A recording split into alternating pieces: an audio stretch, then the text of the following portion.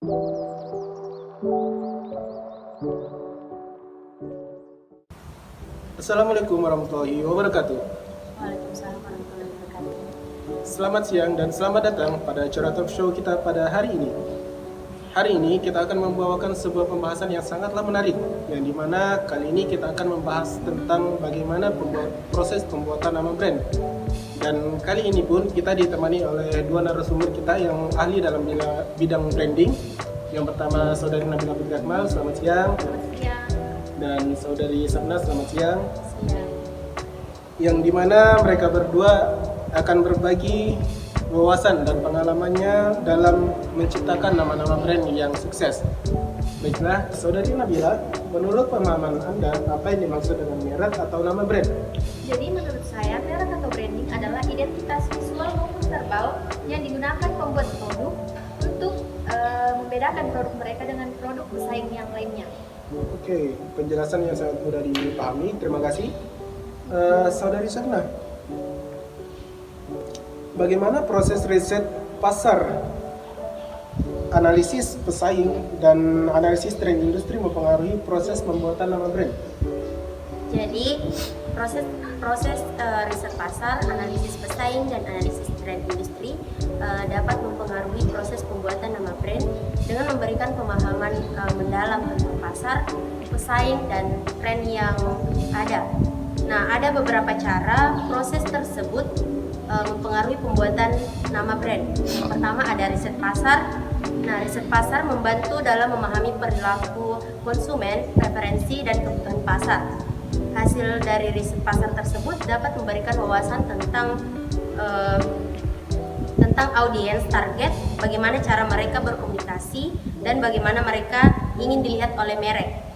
Nah, yang kedua ada analisis pesaing. Dengan menganalisis pesaing, perusahaan dapat memahami bagaimana pesaing mereka memposisikan merek mereka di pasar. Analisis tren industri. Yang ketiga, memahami tren industri dapat membantu perusahaan dalam menciptakan nama brand yang relevan dengan kondisi pasar dan tren yang ada. Oke, baik. Jadi bisa saya tarik kesimpulan, proses riset pasar, analisis pesaing, dan analisis tren industri memberikan dasar yang kuat untuk menciptakan nama brand yang sesuai dengan kebutuhan dan preferensi pasar, membedakan dari pesaing dan relevan dengan kondisi industri saat ini. Itu yang maksud Anda? Oke, terima kasih atas penjelasannya. Berikutnya saudari Nabila Putri, bagaimana Anda mendefinisikan identitas dan nilai inti dari brand yang akan Anda buat namanya? Ya, jadi ada beberapa poin yang dapat mendefinisikan identitas dan nilai brand yang akan kita buat namanya. Yang pertama,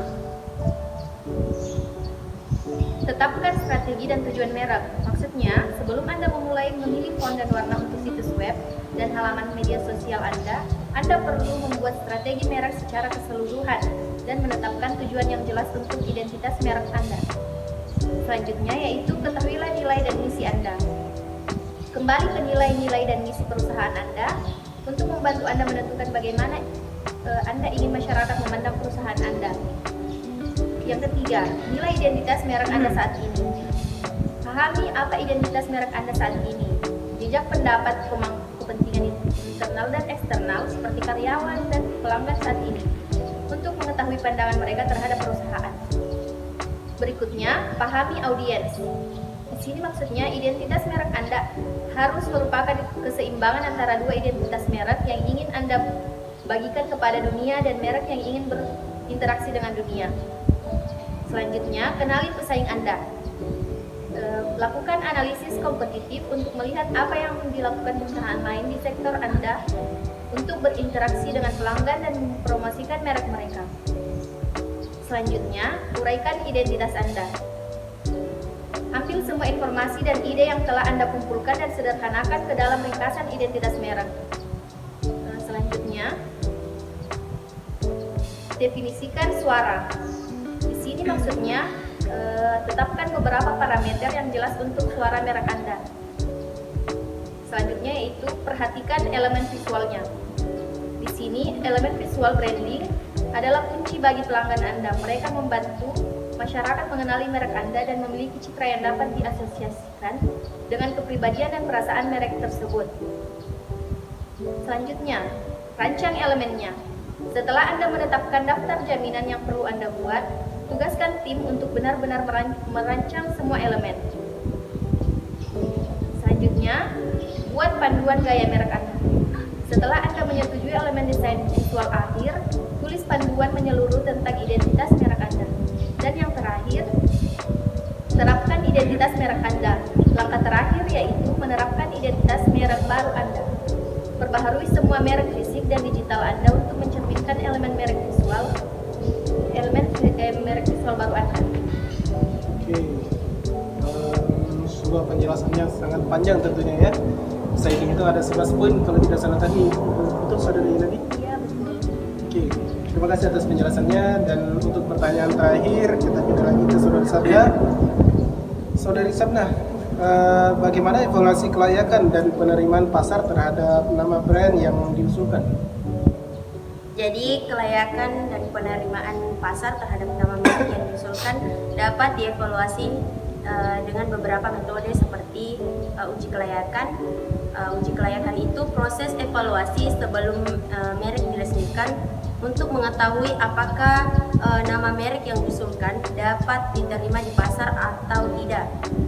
Nah, yang kedua ada uji preferensi.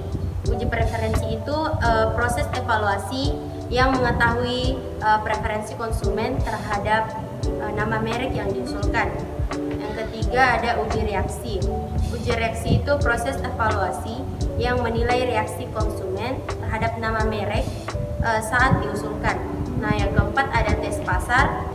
Tes pasar itu proses evaluasi yang mengukur bagaimana konsumen menanggapi produk atau jasa yang diusulkan dengan nama merek yang diusulkan.